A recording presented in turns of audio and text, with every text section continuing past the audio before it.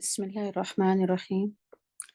رب اشرح لي صدري يسر لي أمري واحلل عقدة من لساني يفقهوا قولي. يا رب زدني علما، يا رب زدني علما، يا رب زدني علما. اللهم إني أسألك علما نافعا يا مقلب القلوب ثبت قلوبنا على ديني. السلام علیکم ورحمۃ اللہ وبرکاتہ۔ امید کرتی ہوں کہ آپ تمام بہنیں بخیر و عافیت سے ہوں گی۔ الحمدللہ، اللہ تعالیٰ کا بے انتہا شکر احسان ہے، یہ ہمارا خوبصورت سفر بہت ہی جلد اختتام کو پہنچ رہا ہے اور یہ سفر بہت اچھا رہا۔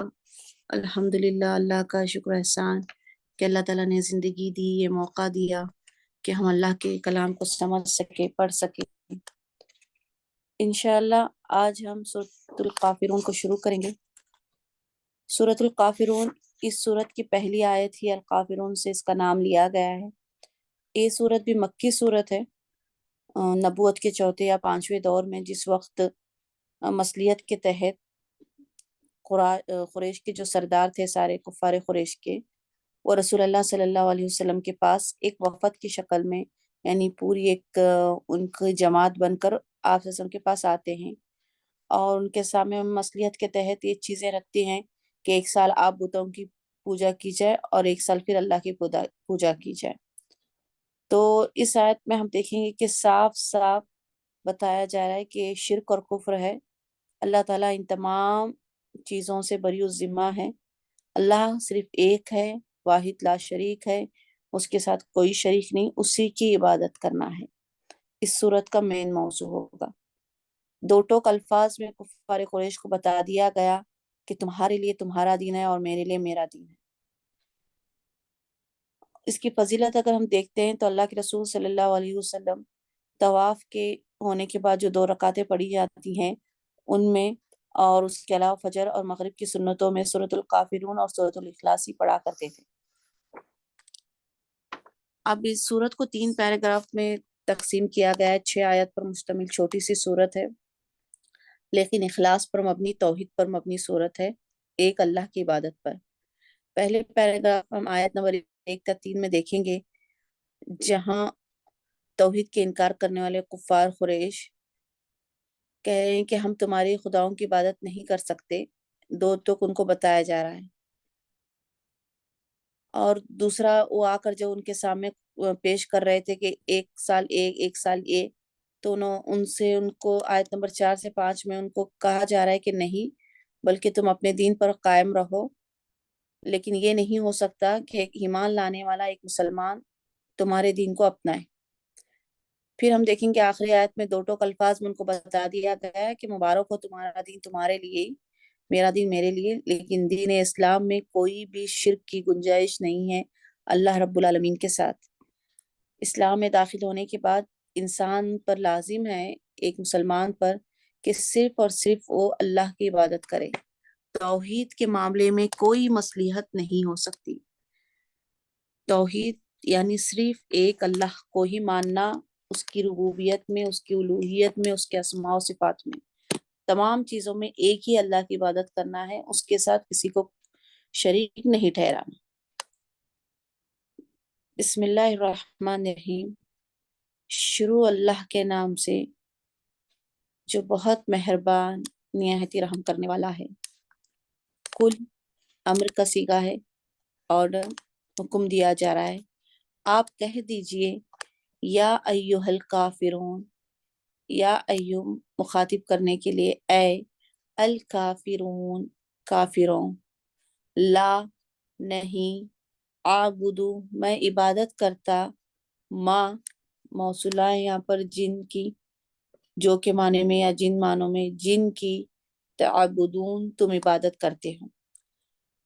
اب اللہ تعالیٰ یہاں پر کافروں کو مخاطب کر رہے ہیں اور کہہ رہے ہیں، آپ صلی اللہ علیہ وسلم کو حکم دے رہے ہیں کہ آپ کہہ دیجئے کہ اے کافروں، نہیں میں عبادت کرتا جن کی عبادت تم کرتے ہو۔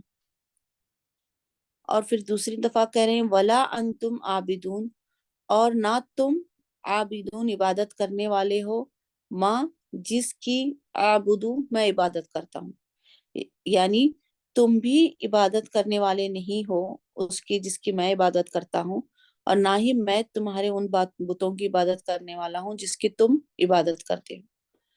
اسی چیز کو، اب بات کو دو آیتوں میں تکرار کے ساتھ بتایا گیا ہے تاکید کے طور پر، چاہے اس کے ان کو دو ٹوک الفاظ میں تنبیہ کرنے کے طور پر کہ کھلا آپ کہہ دیجئے ان کو کہ یہ بالکل نہیں ہوگی، یہ بات ناممکن ہے، نہ کے برابر ہے، یہ بالکل نہیں ہونے والی بات ہے۔ تم عبادت کرو، تمہاری بتوں کی جو ہے ہم ہرگز عبادت میں نہیں کرنے والا ہوں، اور نہ میں یہ کہہ رہا ہوں کہ تم ایک سال ان کی کر کر ایک سال میری کرو۔ یعنی یہاں پر دو ٹوک یہ بھی بتایا جا رہا ہے، کہیں کوئی معبود ایسا ہوتا ہے کہ کسی کو ایک سال اس کو ٹھہراؤ، اس کو ایک سال کراؤ، یہ تو ناممکن بات ہے۔ تم کس طرح کہہ رہے ہو؟ نہ تم ان کی عبادت کرنے والے ہو جس کی عبادت میں کرتا ہوں، تم تو صرف ایک ہیلی ڈھونڈ رہے ہو، اس میں سے کوئی چیز نکالنے کی کوشش کر رہے ہو۔ یعنی تم بھی ایک سال جو میرے معبود کی عبادت بھی کرو گے تو اس عبادت میں نہ تمہاری اخلاص ہوگی، نہ تمہاری نیت ہوگی، کچھ نہیں ہوگا۔ بس تم نے کیونکہ شرط رکھی ہے کہ ایک سال آپ میں ہمارے معبودوں کی عبادت کریے، ایک سال ہم آپ کے معبودوں کی عبادت کریں گے، اس وجہ سے تم کرو گے، تو یہ چیز تمہارے ہونے والی بھی نہیں ہے۔ اللہ کی عبادت کب ہوتی ہے؟ جب انسان کے دل میں اس رب کے متعلق محبت ہو، انسان کے دل میں وہ تعظیم ہو، تو انسان خود بخود اس چیز کے لیے جس سے محبت، جس کی عزت، جس کا احترام اور جس کی امید ہوتی ہے کہ میرا سب کچھ کرنے والا رب ہے، تو خود بخود انسان اس کی طرف قدرتی مائل ہوتا ہے، اسے کسی کے کہنے کی ضرورت نہیں ہوتی۔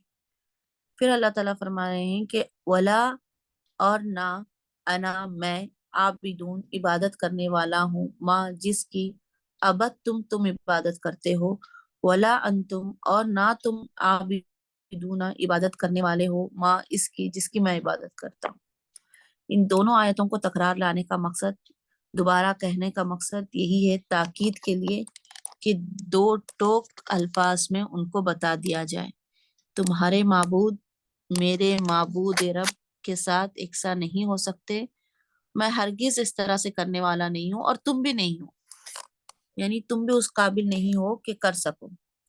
پھر اللہ تعالیٰ آخری آیت میں کہہ رہے ہیں، یہ اللہ تعالیٰ نے کہا آپ صلی اللہ علیہ وسلم کو مخاطب کر کر کہ آپ کافروں سے کہہ دیجئے۔ پھر اللہ تعالیٰ کہہ رہے ہیں کہ لکم دینکم ولی دین، تمہارے لیے تمہارا دین اور میرے لیے میرا دین ہے۔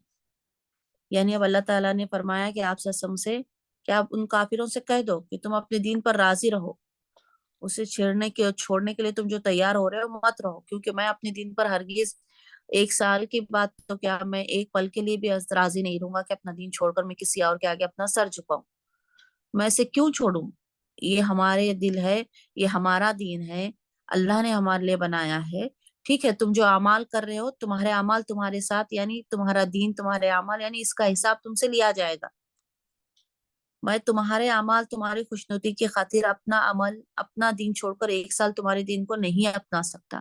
تو یہاں پر اللہ تعالیٰ نے کہا کہ تمہارا دین تمہیں ہی مبارک ہو، تمہارے دین تمہارے لیے اور میرا دین میرے لیے ہی ہے، اس میں کوئی تبدیلی نہیں آئے گی۔ یہ بالکل ایک ہلکی سی مختصر سی تفسیر یہ تھی، بس کہیں گے کہ تعارف بھی، تفسیر بھی نہیں کہیں گے، اس کی تفصیلی تفسیر آپ سسٹر تسنیم سے انشاءاللہ لیں گی کلاس میں۔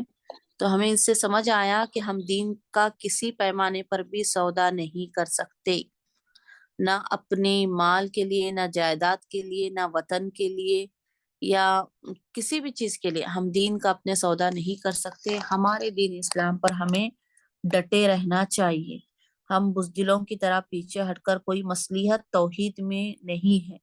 جو چیز اللہ نے ہمارے لیے حلال کر دی وہ حلال، جس چیز کو اللہ نے ہمارے لیے اس دنیا میں حرام کر دیا حرام، یعنی بتوں کے آگے سر جھکانا حرام ہے، کسی اور کے معبود کو معبود ماننا حرام ہے، تو ہمارے لیے حرام، بس یہ ہمارا اصول دین ہے۔ اسلام دین میں اللہ کے ساتھ شریک ٹھہرانے میں، توحید میں کہ کوئی مصلحت اور کوئی صلح بالکل بھی نہیں ہو سکتی۔ ٹھیک ہے، جو ہمارے پاس پہنچ چکا ہے دین، جس میں ایک اللہ کی عبادتوں کا حکم دیا گیا ہے، اس سے محبت کرنے کا حکم دیا گیا ہے، اس سے تعظیم کرنے کا حکم دیا گیا ہے، اس سے مانگنے کا حکم دیا ہے، اسی رب کو ہم مانیں گے، اسی رب سے ہم مانگیں گے۔ ٹھیک ہے، کل آپ کہہ دیجئے، یا ایھا الکافرون، اے کافروں، یا پکارنے کے لیے، یا ایہل کافرون، اے کافروں، لا اعبدو، نہیں میں عبادت کرتا، ما، جن کی تعبدون تم عبادت کرتے ہو، ولا، اور نہ، انتم تم، عابدون عبادت کرنے والے ہو، ما، جس کی اعبدو میں عبادت کرتا ہوں، ولا، اور نہ، انا میں، وہ، اور لا، نہ، انا میں، عابدون عبادت کرنے والا ہوں، ماں، جس کی ابد تم عبادت کرتے ہو، ولا انتم، اور نہ تم سب، عابدون عبادت کرنے والے ہو، ماں، جس کی عابدو میں عبادت کرتا ہوں، لکم تمہارے لیے، کے لیے معنی میں حرف جر، کم تمہارے لیے، دینکم تمہارا دین، دینو دین ہے، کم تمہارا دین ہے، ولی، اور لی میرے لیے، یہاں پر لام حرف جر کے لیے معنی میں ای جو ہے میرے، اور میرے لیے دین میرا دین ہے۔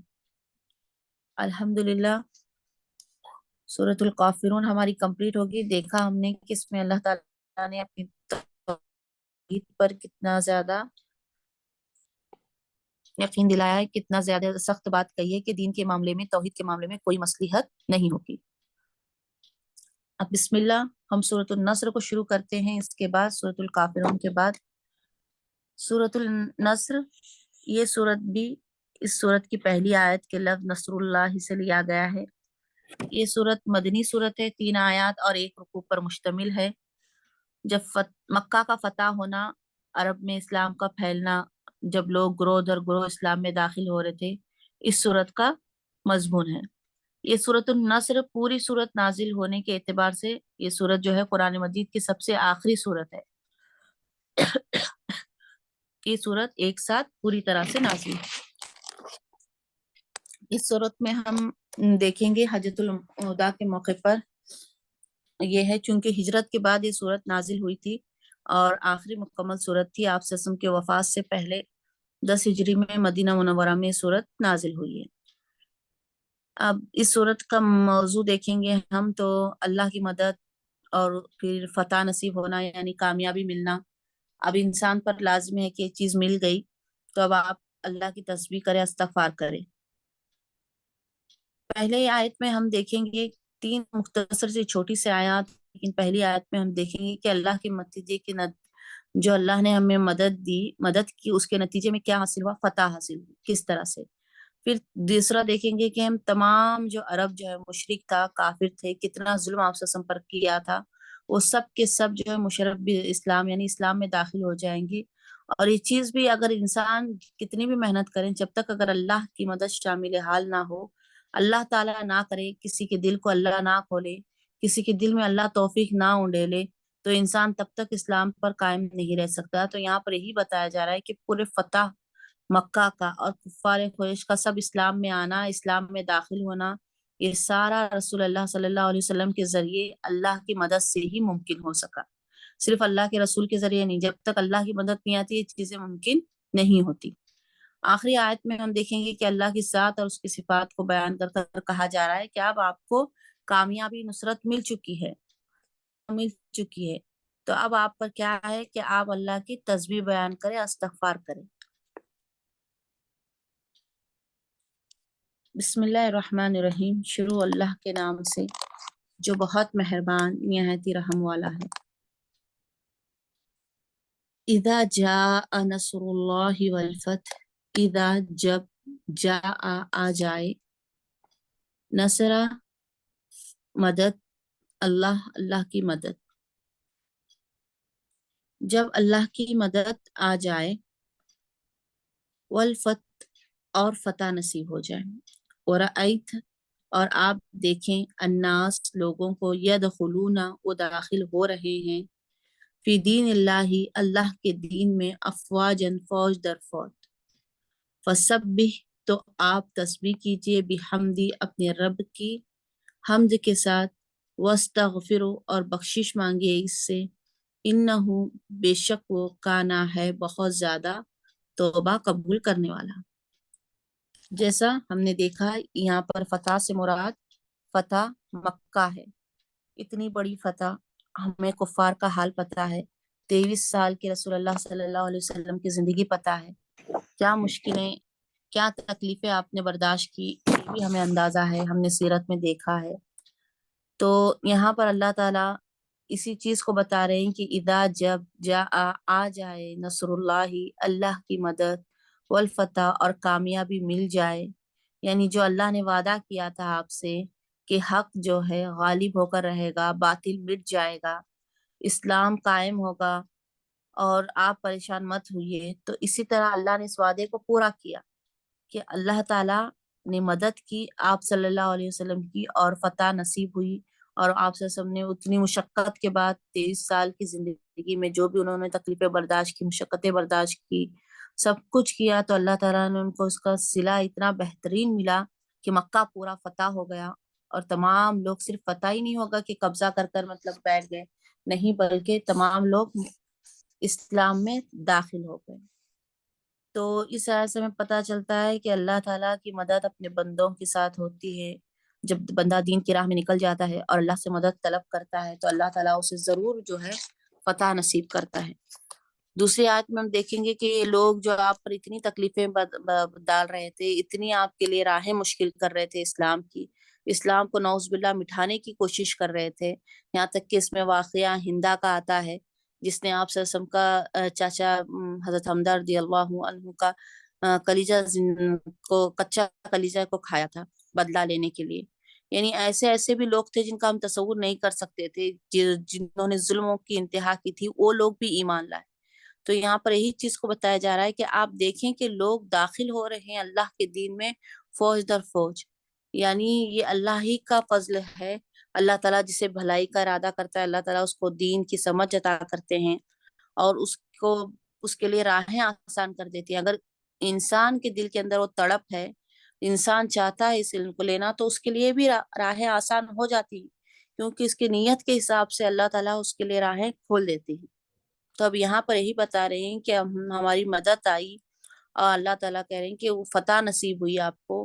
پھر آپ دیکھ رہے ہیں کہ لوگ کس طرح سے اسلام میں داخل ہو رہے ہیں، جو لوگ آپ کو مخالفت کرتے تھے، آپ کو پریشان کرتے تھے، وہ بھی آج فوج در فوج علی دین میں داخل ہو رہے ہیں۔ تو اب آپ کیا کیجئے، بحمد ربی کا، اپنے رب کی حمد کے ساتھ، واستغفر، اور بخشش مانگیے اس سے، بے شک ہے وہ زیادہ توبہ قبول کرنے والا۔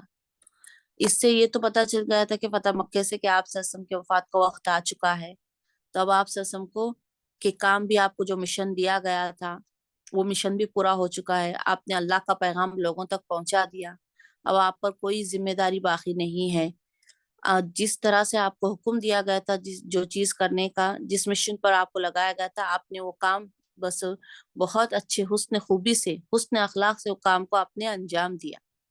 اب آپ کیا کیجئے، بس اللہ کا شکر ادا کیجئے، اور کثرت کے ساتھ توبہ کیجئے، استغفار کیجئے، اس چیز کو بتایا گیا ہے۔ تو اب یہ چیز ہم پر بھی لاگو ہوتی ہے کہ ہم بھی استغفار ہمیشہ کرتے رہے۔ جب آپ صلی اللہ علیہ وسلم کو بتایا جا رہا ہے، سوچیں آپ صلی اللہ علیہ وسلم تو بخشے بخشائے ہوئے ہیں، تمام انبیاؤں کے سردار ہیں، لیکن اللہ تعالیٰ کا حکم دیا کیا، واستغفر، آپ بھی بخشش مانگیے اس سے، یعنی رب سے، اللہ سے مانگیے، انہو، بے شک وہ کانا ہے، توابہ، بہت زیادہ توبہ قبول کرنے والا۔ ہمیں سب پتا ہے کہ کوئی اللہ کے سوا ہماری توباؤں کو قبول کرنے والا نہیں ہے۔ دنیا میں بھی ہم دیکھتے ہیں کہ انسان ایک بار معافی مانگتا ہے، 2 بار مانگتا ہے، پھر اس کے بعد تیسری بار خود انسان بھی، سامنے والا بولتے بس معافی مانگنے کا، پھر وہی حرکتیں کرنے کا، جاؤ یہاں سے، اپنی تیسری بار معاف نہیں کرتی۔ لیکن اللہ رب العالمین کی صفت وہ ہے تواب، کہ بارہا مرتبہ انسان گناہ کرتا ہے لیکن اللہ تعالیٰ کے سامنے آنسو بہاتا ہے، معافی طلب کرتا ہے، تو اللہ رب العالمین اسے معافی عطا کرتے ہیں، توبہ اس کی قبول کرتے ہیں۔ اذا، جب، جاء، آ جائے، نصر، مدد کو کہتے ہیں، نون صادر، نصر، مدد، نصر اللہ، اللہ کی مدد، والفتح، اور فتح یعنی کامیابی ہو، ورأیت، اور آپ دیکھیں، الناس، لوگوں کو، یدخلون، وہ داخل ہو رہے ہیں، فی دین اللہ، اللہ کے دین میں، افواجا، فوج در فوج۔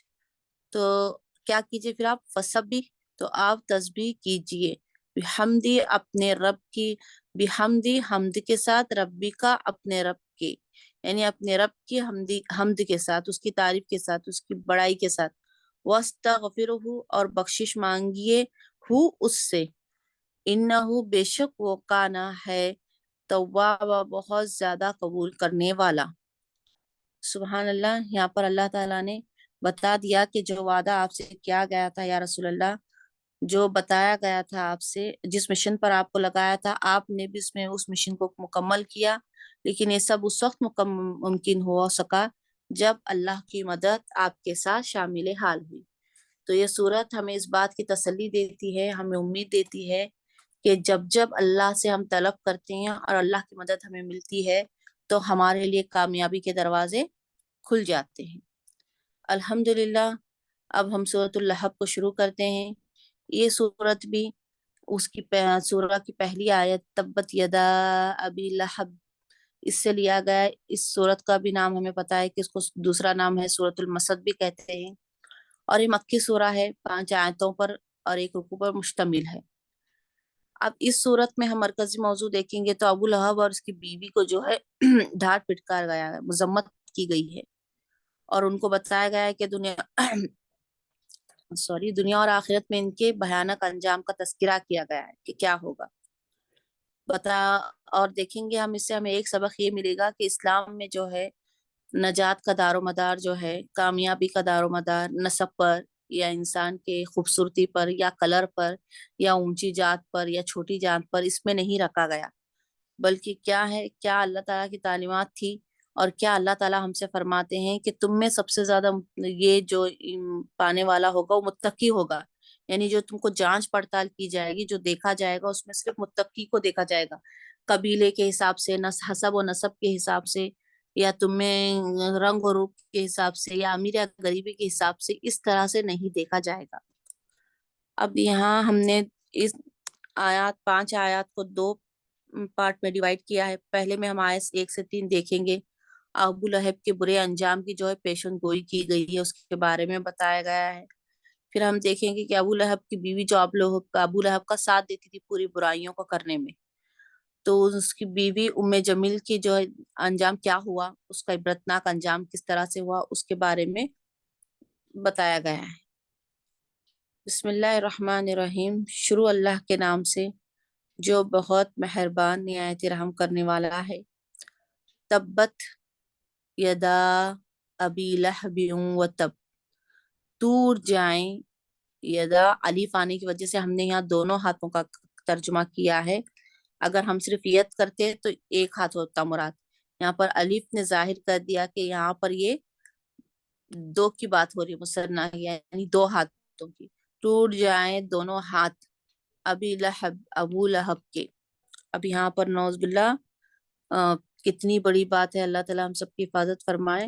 اب جبکہ وہ چاچا بھی تھا آپ صلی اللہ علیہ وسلم کا، لیکن یہ برابر کا حقدار تھا، برائی میں برابر حصہ لیے ہوئے تھا، آپ صلی اللہ علیہ وسلم کو برابر تکلیف پہنچانے میں لگے رہتا تھا، کوئی بھی وقت کوئی بھی چیز ایسی نہیں چھوڑتا تھا کہ جس میں یہ موقع نہیں چھوڑتا تھا کہ جس میں آپ صلی اللہ علیہ وسلم کو تکلیف نہ پہنچائے، ہر وقت طاق میں لگا رہتا تھا، انتظار میں رہتا تھا کہ کیا کوئی موقع ایسا مل جائے جس سے آپ صلی اللہ علیہ وسلم کو تکلیف پہنچائی جائے۔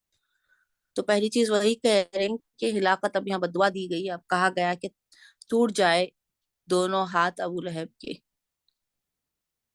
وہ تب اور وہ ہلاک ہو گیا۔ اور ایسے ہی کچھ ہوا تھا آخری وقت میں جب اس کی موت تھی، تو ایسے ہی ہوا تھا، اللہ بالصواب، کہ اللہ تعالیٰ بہتر جانتے ہیں کیا ہے، کہ اس کی موت اسی طرح ہو گئی تھی کہ اس کے دونوں ہاتھ جو ٹوٹ گئے تھے اور وہ خود بھی ہلاک ہو گیا تھا۔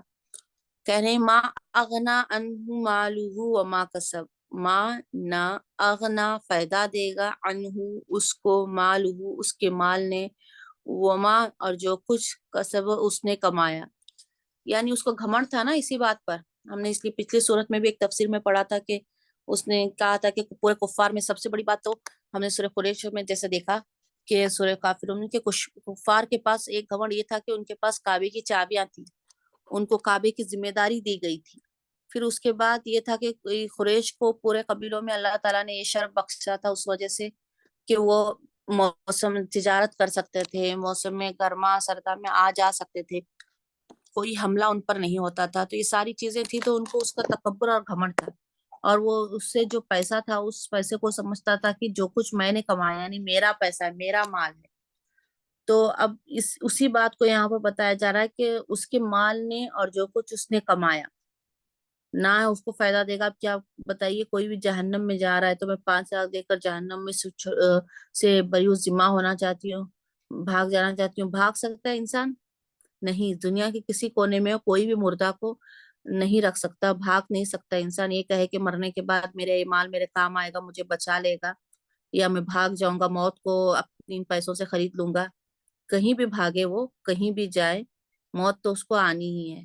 تو نہ اس کا مال نے اس وقت اس کا ساتھ دیا، اور جو کچھ اس نے دنیا میں کہہ رہا تھا بار بار، شہرت شہرت شہرت، یہ میرے لشکر ہیں، یہ میرا وفد ہے، یہ سارے کوئی اس کے کچھ کام نہیں آئیں گے. کیا ہوگا الٹا؟ سیسلا، وہ ضرور داخل ہوگا، نارن، ایسی آگ میں، ذات لہب، جو شونوں والی آگ ہے.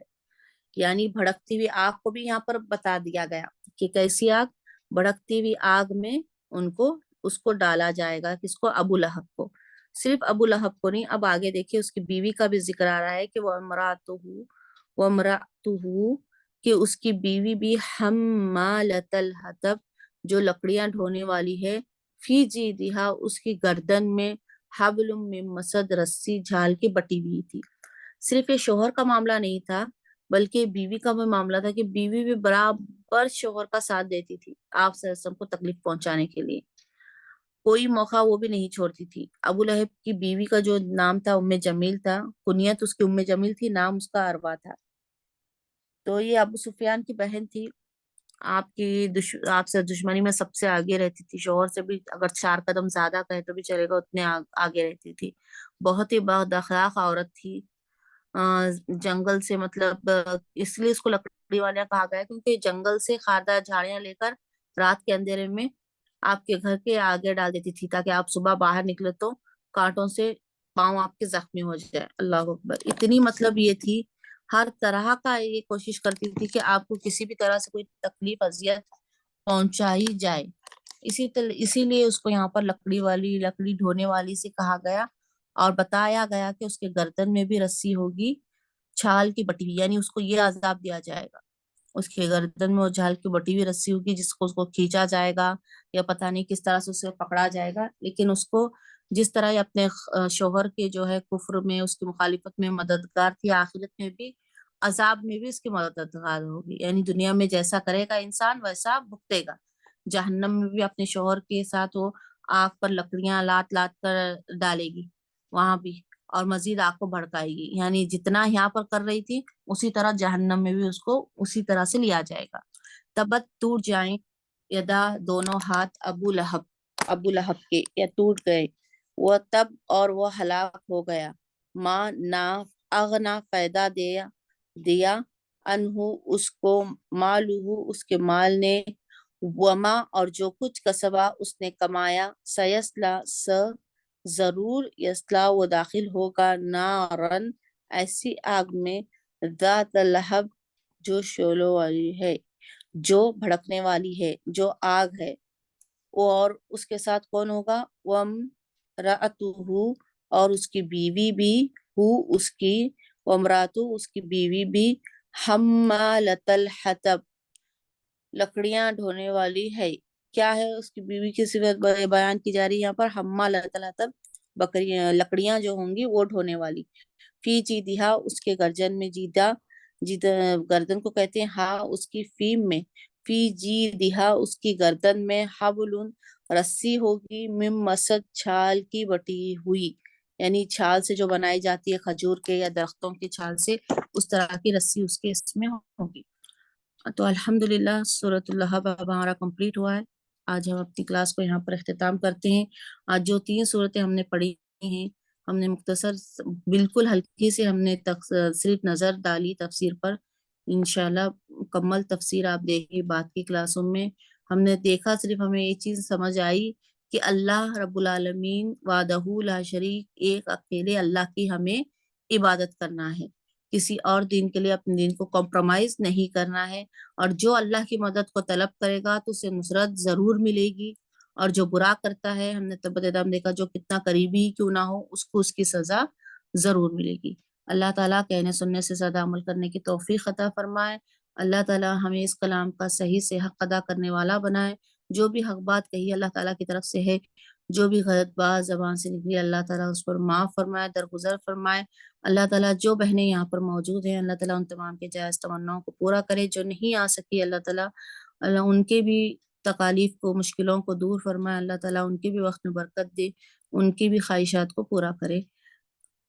ربنا تقبل دعاء انك انت السميع العليم وتب علينا انك انت التواب الرحيم برحمتك يا ارحم الراحمين الحمد لله رب العالمين سبحانك اللهم وبحمدك نشهد ان لا اله الا انت نستغفرك ونتوب اليك۔ السلام علیکم ورحمۃ اللہ وبرکاتہ۔